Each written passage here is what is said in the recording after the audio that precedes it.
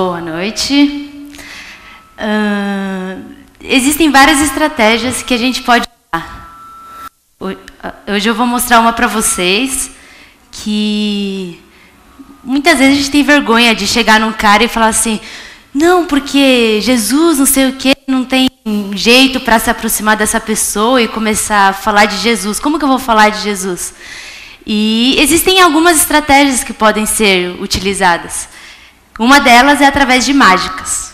Eu trouxe meu amigo Kaique para me ajudar. E eu quero fazer uma pergunta para vocês. Se eu fizer a mágica aqui, vocês estão enxergando bem ou não? Ah, tem um telão, beleza. Tá bom. Então é o seguinte. Kaique, segura essa ponta aqui. Eu vou dizer que essa corda simboliza a nossa vida. A nossa vida.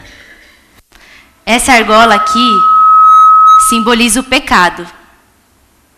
O pecado está dentro da nossa vida. Está dentro da nossa vida. E conforme a gente vai indo, a gente vai caminhando, a gente vai pecando e vai ter um momento... Não precisa puxar tanto não, calma. Vai ter um momento que a gente peca, cada um sabe qual que é o seu pecado. Pecado é tudo aquilo que a gente faz com as nossas mãos e tudo aquilo que a gente pensa que desagrada a Deus. Então, não sei, para uns podem ser bebida, sexo, droga, balada e por aí vai. E aí, você, não estou feliz com isso, vai ter uma hora que a sua vida vai travar, você não vai conseguir sair, você vai tentar para um lado, para o outro, e vai ficar travado, e aí você, ai, o que eu vou fazer? Não está dando nada certo. Aí você, eu preciso dar algum jeito para escapar disso, eu não quero mais ficar desse jeito. E aí você pensa, eu acho que eu vou na igreja. Vou na igreja porque o meu amigo me chamou para a igreja, e aí eu vou tentar ir na igreja. E aí você começa a vir na igreja. Você acha que na igreja você vai encontrar uma solução para a sua vida. Não sei, as pessoas falam que é bom ir na igreja e que você fica bem. E aí você vem na igreja, você realmente vem na igreja. E aí você gosta, você sente uma paz. E é legal o louvor e tudo mais. E aí você acha que você está se livrando dessa situação. Você até se envolve em ministério, participa, mas ainda fica entalado. Não é possível, eu fiz tudo o que as pessoas falaram. Aí, eu tenho algo para dizer para vocês. Que não é igreja, não é ministério, não é nada disso que vai tirar vocês desse sofrimento, dessa tristeza, dessa depressão. Só tem um cara que pode tirar vocês disso. O nome dele é Jesus Cristo. E eu quero explicar para vocês por que ele pode fazer isso com você. A gente fala, Jesus Cristo morreu na cruz pelos nossos pecados. Tá, e daí? Muitas vezes isso não tem como entender. Eu vou explicar para vocês o que significa isso. Quando a gente erra, a gente tem que pagar. Assim como quando um ladrão rouba, ele tem que ir para a cadeia, ele tem que pagar por o que ele fez. Então a gente erra, a gente peca. E ao invés de a gente pagar, Jesus Cristo pagou para a gente. E a gente está livre disso. É só a gente se entregar para Ele e crer que Ele é o nosso Salvador, que a gente vai estar livre do pecado. A gente realmente vai estar livre de uma vez por todas. Não é a obra que vai salvar a gente, mas é Jesus Cristo. E só para finalizar, você até pode crer nesse Jesus, você pode estar livre do pecado. Só que talvez sua vida esteja um pouco parada, meio que na mesmice, vir na igreja, tal. E você não está tendo um contato real com Deus. Você sente a paz quando está aqui. Mas, sabe, no meio da semana parece que nada flui. Eu quero dizer que é possível sentir Deus no coração. Sentir a paz de Deus. Sentir Jesus Cristo na sua vida. E uma dessas maneiras é você levar o amor de Deus para as pessoas. Eu, por exemplo, eu vejo Deus na vida das outras pessoas. A partir do momento que eu falo do evangelho para alguém, eu vejo o agir de Deus. Isso é maravilhoso. Para mim, isso me basta. Porque eu vejo Deus, eu sei que existe e Ele está na minha vida. Eu vivo com isso e espero que vocês tenham gostado. Amém. Vamos aplaudir, orar por eles.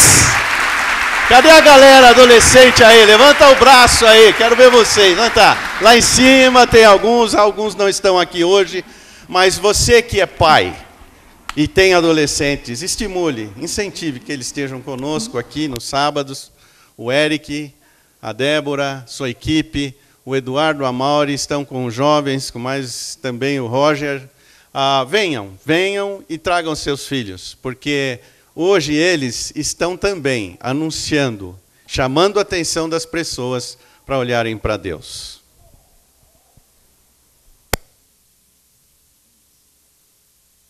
A Voz da Profecia para 2012.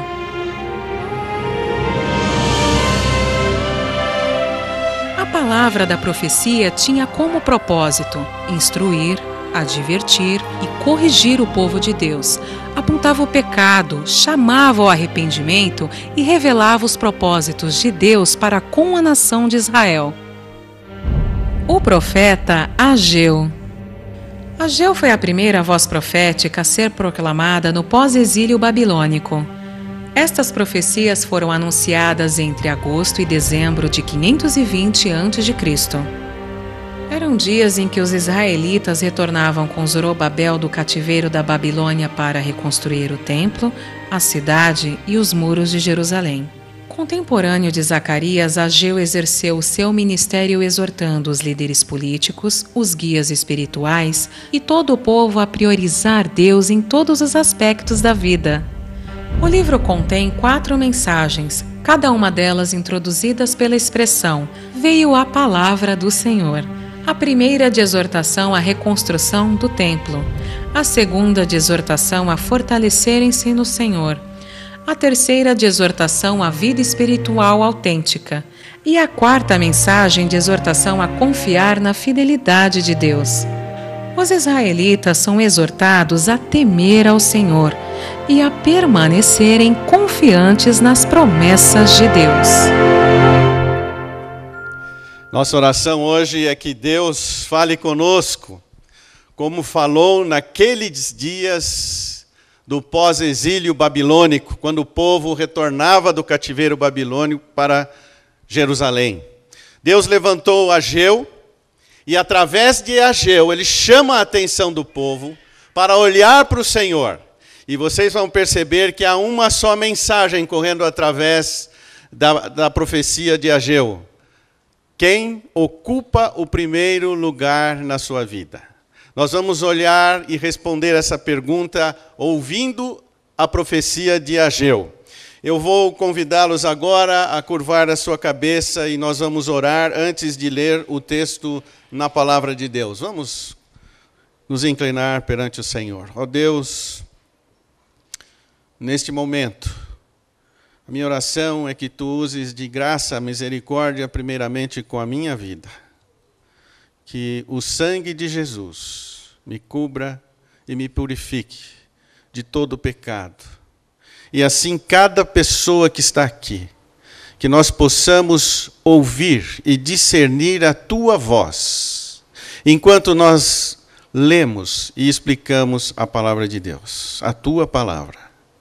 Por isso, ó Deus, alcance cada um agora na sua necessidade, com os seus questionamentos, nas suas lutas interiores, que o Senhor, de fato, toque na nossa vida, para que nós possamos começar uma semana de maneira diferente. Eu peço isso e oro, Pai, em nome de Jesus. Amém. Quero convidá-los agora a abrirem suas Bíblias para Ageu, capítulo 1. A nossa chamada fez uma sugestão que não é complicada e difícil para você, de fazer a leitura desse livro durante esse mês de agosto. São 2 capítulos, você pode ler várias vezes e você vai se familiarizar mais com este texto. Nós vamos fazer juntos aqui a leitura, então, começando aí no capítulo 1, os primeiros 15 versículos. Você pode acompanhar comigo, olhar aí na sua Bíblia ou aqui na tela. A palavra diz o seguinte: no primeiro dia do 6º mês do 2º ano do reinado de Dario, a palavra do Senhor veio por intermédio do profeta Ageu ao governador de Judá, Zorobabel, filho de Sealtiel, e ao sumo sacerdote Josué, filho de Josadaque, dizendo: assim diz o Senhor dos exércitos, este povo afirma, ainda não chegou o tempo de reconstruir a casa do Senhor. Por isso, a palavra do Senhor veio novamente por meio do profeta Ageu. Acaso é tempo de vocês morarem em casas de fino acabamento, enquanto a minha casa continua destruída? Agora, assim diz o Senhor dos exércitos: vejam aonde os seus caminhos os levaram. Vocês têm plantado muito e colhido pouco. Vocês comem, mas não se fartam. Bebem, mas não se satisfazem. Vestem-se, mas não se aquecem. Aquele que recebe salário, recebe-o para colocá-lo numa bolsa ou num saquitel, como sua versão furada. Assim diz o Senhor dos exércitos: vejam aonde os seus caminhos o levaram. Subam o monte para trazer madeira. Construam o templo, para que eu me alegre e nele seja glorificado, diz o Senhor. Vocês esperavam muito, mas para a surpresa de vocês acabou sendo pouco. E o que vocês trouxeram para casa, eu dissipei com um sopro. E por que fiz isso? Pergunta o Senhor dos exércitos. Por causa do meu templo, que ainda está destruído, enquanto cada um de vocês se ocupa com a sua própria casa. Por isso, por causa de vocês, o céu retém o orvalho e a terra deixou de dar o seu fruto. Provoquei uma seca nos campos e nos montes, que atingiu o trigo, o vinho, o azeite e tudo mais que a terra produz. E também os homens e o gado, o trabalho das mãos de vocês foi prejudicado. Zorobabel, filho de Sealtiel, o sumo sacerdote, Josué, filho de Josadaque, e todo o restante do povo obedeceram à voz do Senhor, o seu Deus, por causa das palavras do profeta Ageu, a quem o Senhor, o seu Deus, enviara, e o povo temeu ao Senhor. Então Ageu, o mensageiro do Senhor, trouxe essa mensagem do Senhor para o povo: eu estou com vocês, declara o Senhor. Assim o Senhor encorajou o governador de Judá, Zorobabel, filho de Sealtiel, o sumo sacerdote Josué, filho de Josadaque, e todo o restante do povo, de modo que eles começaram a trabalhar no templo do Senhor dos exércitos e o seu Deus, no dia 24 do 6º mês do 2º ano do reinado de Dario. A situação daqueles dias pós-exílio, vocês já conhecem um pouco, porque nós estudamos o profeta Malaquias, que é contemporâneo, junto com Ageu e Zacarias. Os 3 profetas atuaram e falaram ao povo naqueles dias, porque o povo estava preso, cativo na Babilônia, e voltaram então para Jerusalém para reconstruir a cidade, os muros e o templo, a casa do Senhor. 100 anos mais ou menos antes, o profeta Jeremias já havia chamado a atenção do povo para o que aconteceria após aqueles 70 anos de cativeiro na Babilônia. Veja o texto. Quando se completarem os 70 anos da Babilônia, eu cumprirei a minha promessa em favor de vocês, de trazê-los de volta para este lugar. O profeta já anunciara tal palavra. 2 Crônicas, ele vai registrar neste livro aquele decreto de Ciro, quando o povo é libertado para voltar para Jerusalém. Veja só como isso foi registrado. capítulo 36, versículo 23. Assim declaro eu, Ciro, rei da Pérsia. Olha aqui, gente, o coração do rei, como diz Provérbios, está nas mãos do Senhor. Veja só como Deus age e atua ali. O Senhor, o Deus dos céus, deu-me todos os reinos da terra e designou-me para construir-lhe um templo em Jerusalém, na terra de Judá. Quem dentre vocês pertencer ao seu povo, vá para Jerusalém e que o Senhor, o seu Deus, esteja com ele. E então o povo volta para Jerusalém, Ciro libera o povo para voltar, e a vida do povo de Israel começa numa nova fase ali em Jerusalém, uma fase de restauração, de reconstrução. O ministério de Ageu cobre um período um pouco menor de que 4 meses, não foi muito tempo, durante o segundo reinado de Dario.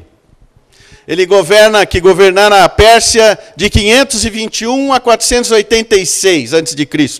Isso vai localizar Ageu na história mais ou menos em 520 a.C.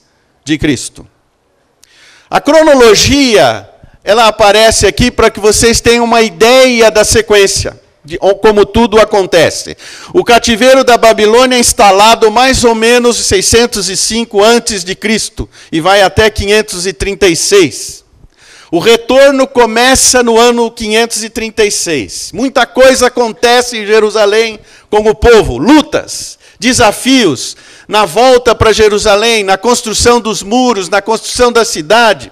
O templo recomeça e para. Então Ageu, mais ou menos em 520, chama a atenção do povo para cumprir a ordem que Deus deixara já manifesto por Jeremias e depois registrado por crônicas, decretado por Ciro.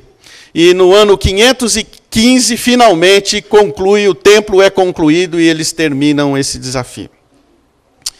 Eu quero mencionar 3 sintomas que vocês olhem comigo nessa contextualização de todo o livro, que eles são observados nesse período, logo após a volta do cativeiro babilônio. Eles estavam distantes da palavra, da lei, dos profetas, eles tinham se misturado, eles tinham deixado de olhar e colocar o seu foco em Deus.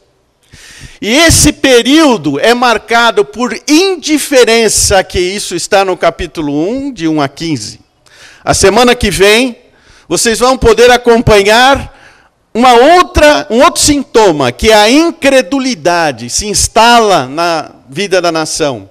E por último, na terceira porção, capítulo 2, versículo 10 a 23, a infidelidade.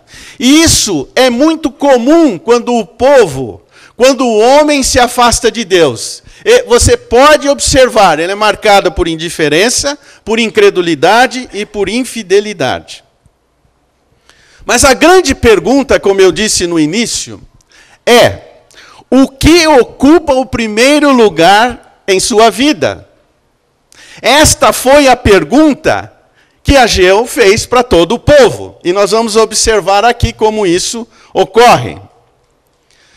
Ageu chama a atenção do povo, exorta o povo para colocar Deus em primeiro lugar na vida. E este é um grande desafio do ser humano.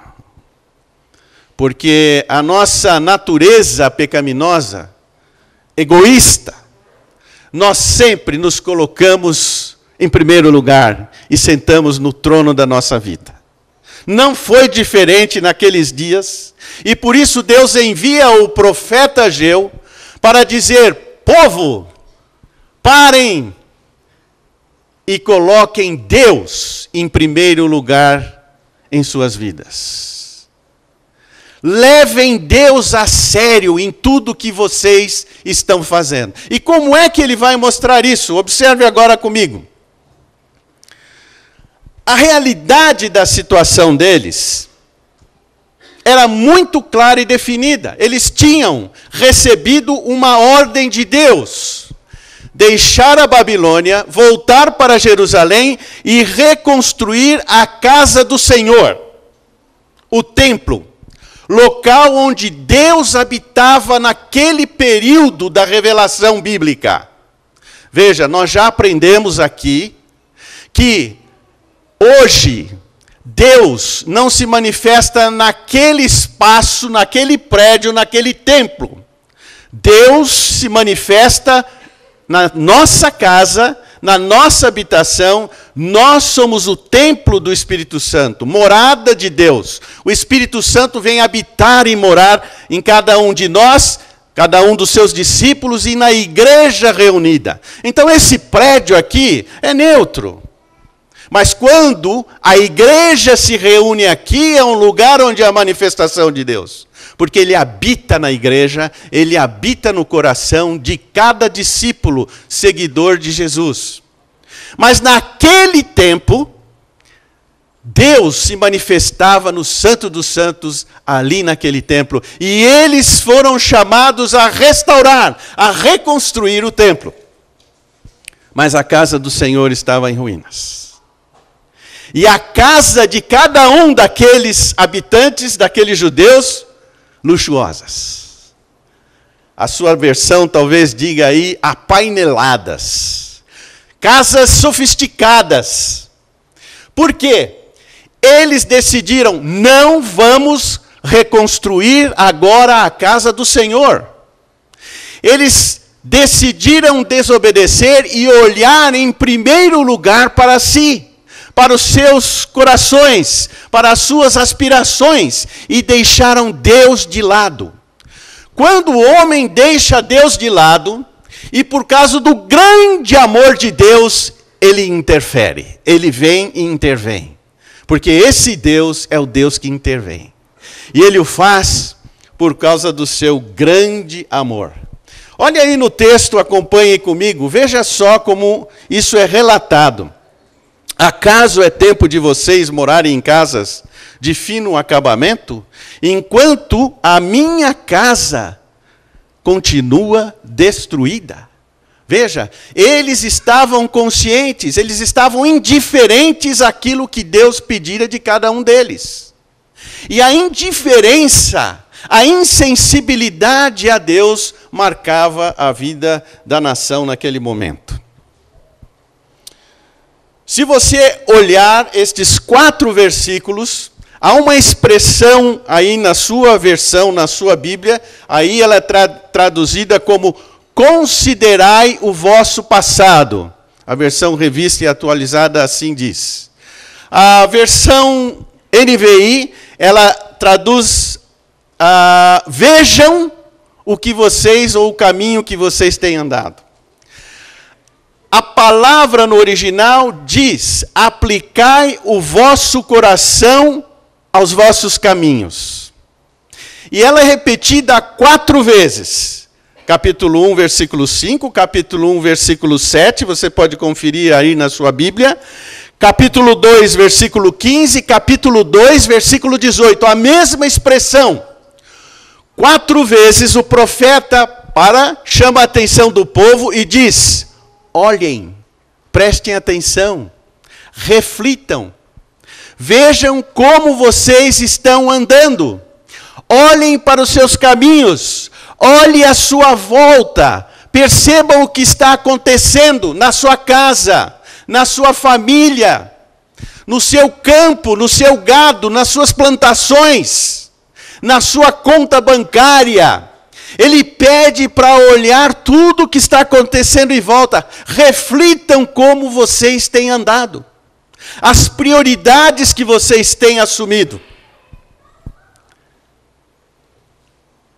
E Deus, então, olhando para a realidade do povo, Ele diz, eu vou visitar esse povo, porque eu os amo grandemente. E quando Deus manifesta o seu amor, Ele toca na vida do indivíduo. Ele toca na vida da nação. Ele tem poder para interferir. E veja só, Deus então passa a instalar uma crise na vida da nação naqueles dias. Por que Deus instala essas crises? Para promover mudanças, para levar o povo a refletir, a pensar, a olhar à sua volta. E observar como tem vivido, o que eles têm feito, o que está acontecendo. Porque as coisas não andam, porque as coisas não evoluem, porque elas estão paradas, porque eu estou andando em círculo.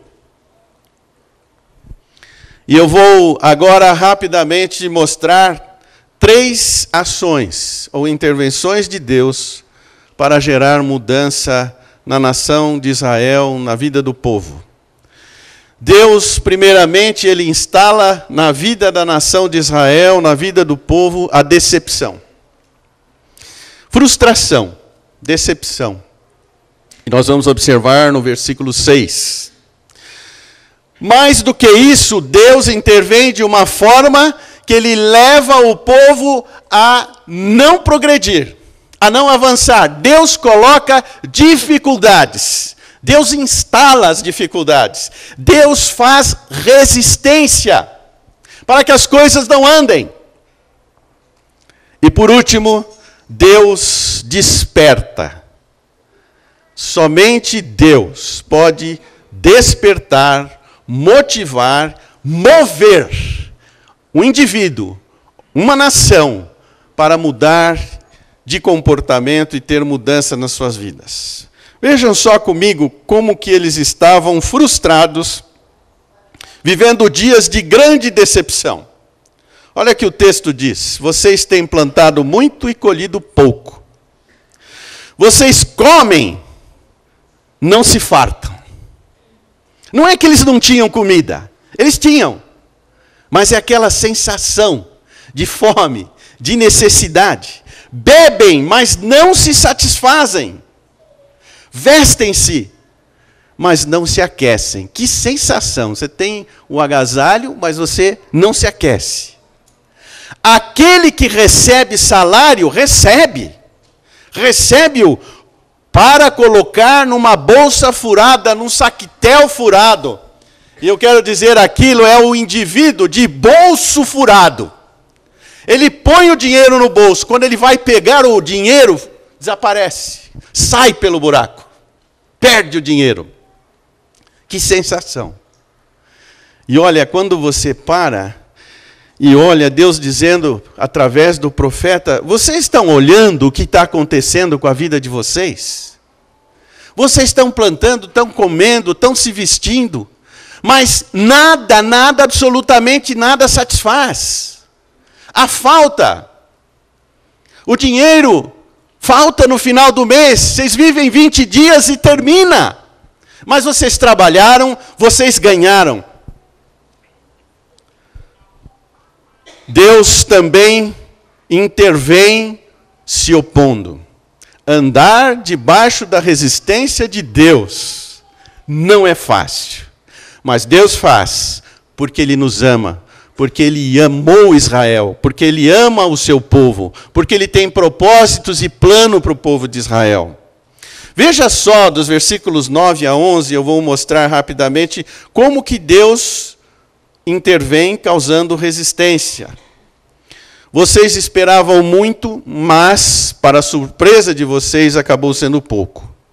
O que vocês trouxeram para casa, veja bem, eu dissipei com um sopro. Gente, andar contrário ao sopro de Deus não é fácil. E ele fala, o profeta dizendo: olhem, examinem os seus caminhos, reflitam o que está acontecendo em suas vidas. E ele diz: por que fiz isso? Pergunta o Senhor dos Exércitos: por causa do meu templo, a minha casa, que ainda está destruída, ou o templo que está destruído.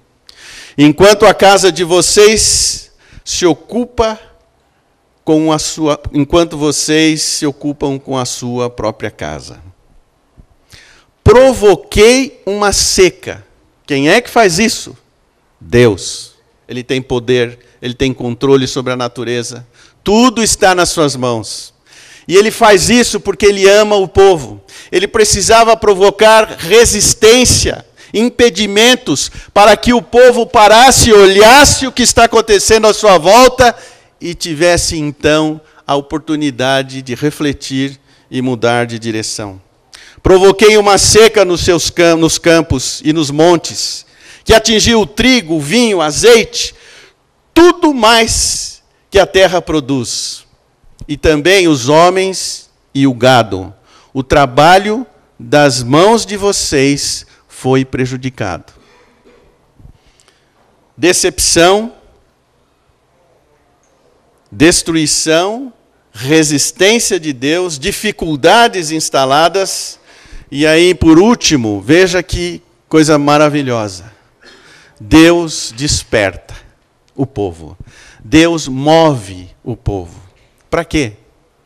Para que eles de fato coloquem a pessoa de Deus em primeiro lugar. Observem que coisa maravilhosa nós registramos aqui no capítulo 1, versículo 14. O Senhor encorajou, e essa palavra é forte. O Senhor motivou. O Senhor agiu de forma que internamente movesse o coração de cada um a mudar de posição, a inverter, a colocar as prioridades no lugar certo. Quando as prioridades estão trocadas, o Senhor encorajou. Primeiro, o político, Zorobabel, governador. Em segundo, o líder religioso, Josué, o sacerdote. E veja só o final do texto. E todo o restante do povo. Quem muda, quem faz acontecer qualquer mudança é Deus. Ele gera decepção, frustração, vazio. Ele instala dificuldades e depois ele age movendo os corações, motivando, trazendo o povo à mudança. De modo que eles começaram a trabalhar no templo do Senhor dos Exércitos, seu Deus. E a pergunta que eu faço hoje é: o que tem ocupado o primeiro lugar na minha vida? Quando nós nos reunimos com a equipe e o grupo de pregadores, o nosso cuidado tem sido para não falarmos o que a Bíblia não diz, e sim o que a Bíblia diz. E eu vou ser avaliado amanhã à noite em tudo o que eu estiver falando aqui agora, e eu sei que você também pode fazer isso. Nós não temos que construir a casa de Deus, o templo do Senhor, porque Ele habita em cada coração. E nós, como igreja, ocupamos este lugar onde Deus habita e se instalou no meio da igreja, do povo e em cada coração. Mas, da mesma maneira, a chamada de atenção profética é: quem ocupa o primeiro lugar na minha vida? E não é uma decisão pontual. Hoje, tenho convicção que eu estou aqui dando o primeiro lugar para a sua vida. Mas daqui 10 minutos, eu não sei se eu vou fazer. Porque o coração humano, ele é tão astuto e sagaz, que de repente eu estou passando Deus de lado e fazendo o que o meu coração quer. O que eu quero para mim. E eu preciso examinar como isso acontece. Eu vou chamar a sua atenção para algumas situações muito específicas aqui agora, para ajudar a cada um de nós nessa reflexão. Deus, de fato, agora tem ocupado o primeiro lugar na minha vida? Ou quando Ele não está ocupando o primeiro lugar na minha vida? No momento em que eu decido trocar de carro e deixar de contribuir com o reino de Deus, com investimentos em missões, na proclamação do Evangelho, no sustento da obra, no sustento de missionários, o que é que eu estou fazendo? Eu estou colocando o meu desejo do carro em primeiro lugar e deixando Deus em segundo lugar. E eu sou capaz de fazer. Ainda bem que eu tenho uma esposa do meu lado que chama a minha atenção e nós conversamos na hora de fazer todas essas trocas e esses investimentos. Quando você se decepciona com um líder, ou eu me decepciono com um líder, e pelo fato de olhar para um líder e vê-lo cair, e ficar decepcionado e frustrado com ele, eu deixo e me afasto da igreja. Quem é que está ocupando o primeiro lugar na minha vida? Veja como é simples olhar. Eu tirei o olhar de Jesus. E por causa de um líder que errou, que caiu, eu me afasto da igreja. Então, a igreja, as coisas de Deus vão para segundo lugar. Cadê os jovens? Eu lembro quando era jovem. Quantas vezes eu negociei o primeiro lugar de Deus na minha vida, embora já o conhecesse aos 18, 20 anos de idade. Termino o namoro. Namorada da igreja. Frequenta a igreja comigo. Eu termino o namoro. E eu nunca mais volto para a igreja. Me afasto da igreja. Essas coisas acontecem com muita facilidade. E o que sinaliza isso? Quem estava no primeiro lugar na minha vida? Deus? As coisas de Deus? Ou a namorada? A namorada. É possível, sim, desmanchar um namoro e os dois permanecerem na igreja, desde que Deus esteja em primeiro lugar em suas vidas. Eu sou vendedor, perco a venda, chego em casa chutando o cachorro e brigando com a esposa. Quem é que estava em primeiro lugar na minha vida? Deus, o melhor negócio? O Luiz fala sobre projetos missionários na terceira onda. Nos envolvermos em investir índios, evangelizando índios. Isso implica em recursos financeiros. Mas eu tenho priorizado os investimentos eletrônicos, a mídia, e não ouço a voz de Deus. Talvez Ele não tenha falado com você para participar daquele projeto. Mas eu estou falando quando o Espírito Santo fala a você, no seu coração, no meu, e diz, Renato, participe. E eu digo, Senhor, dá um tempo. Eu preciso investir no meu iPad, iPod, que não pode, qualquer coisa eu coloco lá. Se você olhar aí, na frente da tua cadeira, tem uma sacolinha da ação social. Participar da necessidade dos santos e dos desafios dos necessitados é uma forma, é uma maneira de priorizar o reino de Deus. Então não é para ser feito mecanicamente. Aí vem, ele avisa ali de cima, o Paulinho, acontece na borda. De novo eu dou graças a Deus pela minha esposa, que ela diz, olha a sacolinha. Porque o meu coração passa batido. E nós somos chamados a repartir. Repartir com os necessitados. Isso significa deixar alguma coisa minha para ajudar alguém mais necessitado. Compro um apartamento bonito, reformo a minha casa, troco a mobília, boto um tapete maravilhoso, mas eu não hospedo, não levo ninguém em casa para jantar ou para almoçar, porque eu fico com medo de sujar, de estragar o móvel, de uma criança derrubar um líquido na mesa maravilhosa e nova e manchar. E não quero ter muito trabalho. E o reino? Quando nós vivemos num momento em que as pessoas carecem ardentemente de relacionamentos, de amizades sinceras, de comunhão, E como é que eu vou fazer isso?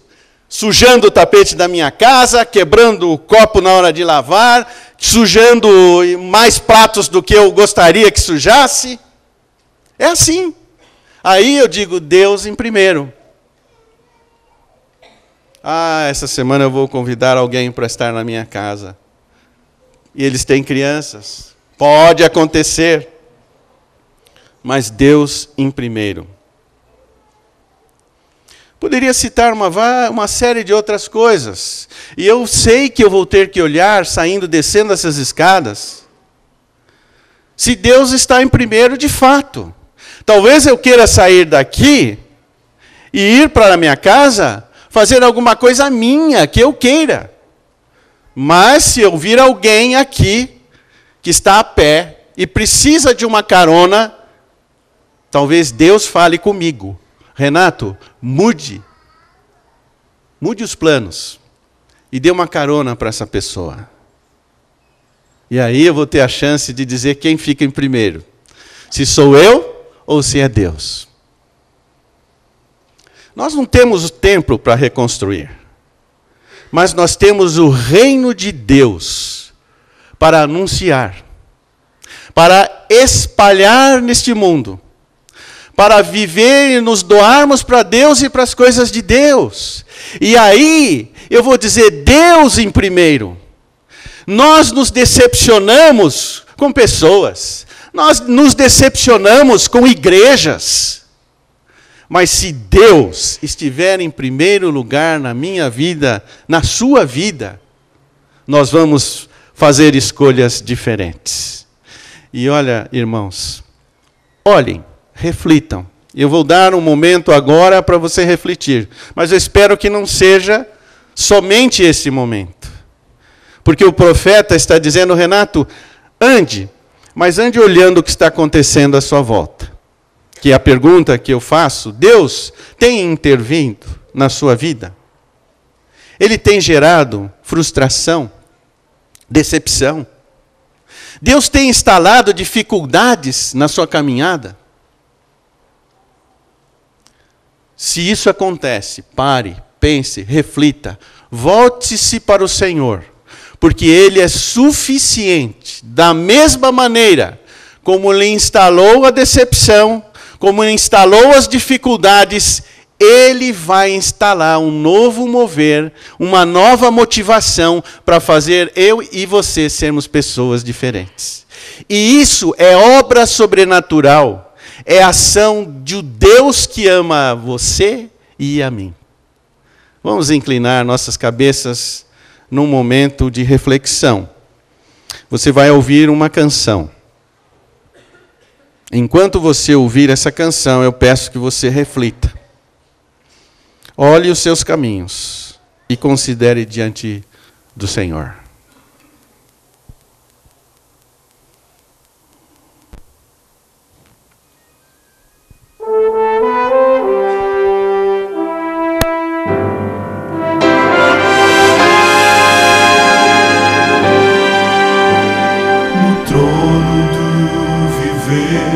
Só existe lugar para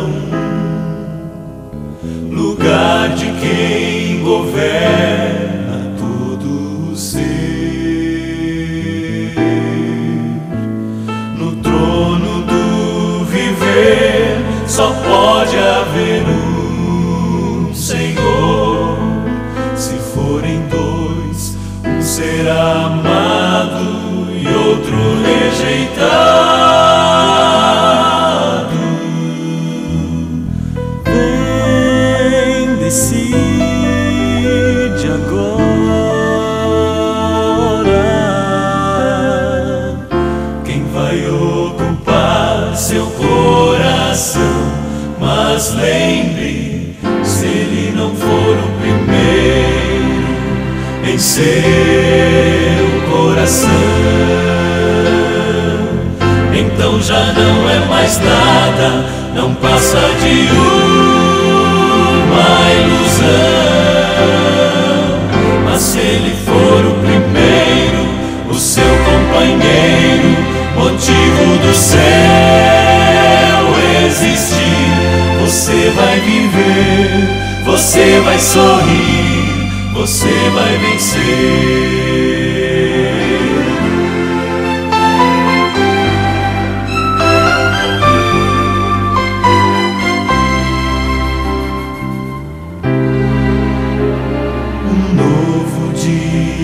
Vai nascer pra você e pra mim.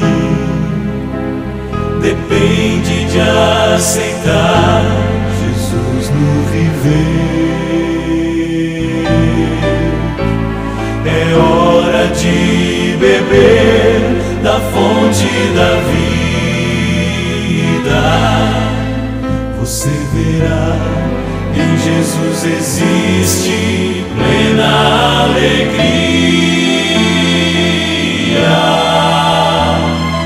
Vem, decide agora quem vai ocupar seu coração. Mas lembre, se ele não for o primeiro em seu coração, então já não é mais nada, não passa de uma ilusão. Mas se ele for o primeiro, o seu companheiro, motivo do seu existir, você vai viver, você vai sorrir, você vai vencer. Não há batalha perdida com Cristo. Ele mesmo triunfou lá na cruz. Com sangue já provou que nos ama. Se o coração não for dele, não será de mais ninguém.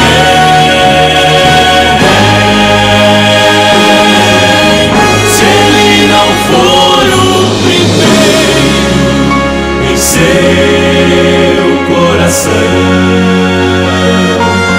então já não é mais nada, não passa de uma ilusão. Mas se ele for o primeiro, o seu companheiro, motivo do seu existir, você vai viver, você vai sorrir, você vai vencer. Você vai viver, você vai sorrir, vai vencer.